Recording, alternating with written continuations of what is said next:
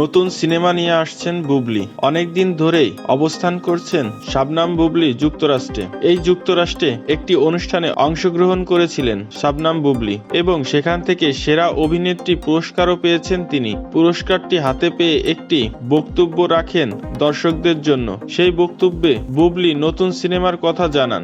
বলেছেন একটি সিনেমার কাজ শুরু করতে যাচ্ছেন তিনি। সিনেমাটির কাজ খুব শীঘ্রই শুরু হতে যাচ্ছে। এমনকি আরো বড় চমক রয়েছে এই সিনেমাটিতে, কারণ এই সিনেমাটিতে নায়ক থাকবেন 3 জন এবং নায়িকা হিসেবে শাবনাম বুবলি একাই অভিনয় করবেন। 3 নায়ক এবং 1 নায়িকা থাকায় সিনেমাটিতে আনতে যাচ্ছে নতুনত্ব।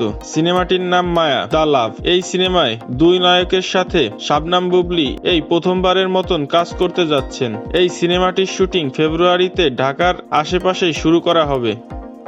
শাবনাম বুবলি বর্তমানে যুক্তরাষ্ট্রে অবস্থান করছেন। এছাড়াও বাংলাদেশের আলোচিত কয়েকজন অভিনেত্রীও বর্তমানে যুক্তরাষ্ট্রে অবস্থান করছেন। তো ভিউয়ার্স, মিডিয়া জগতের সকল আপডেট পেতে চ্যানেলটি সাবস্ক্রাইব করে সাথেই থাকুন। সবাইকে ধন্যবাদ।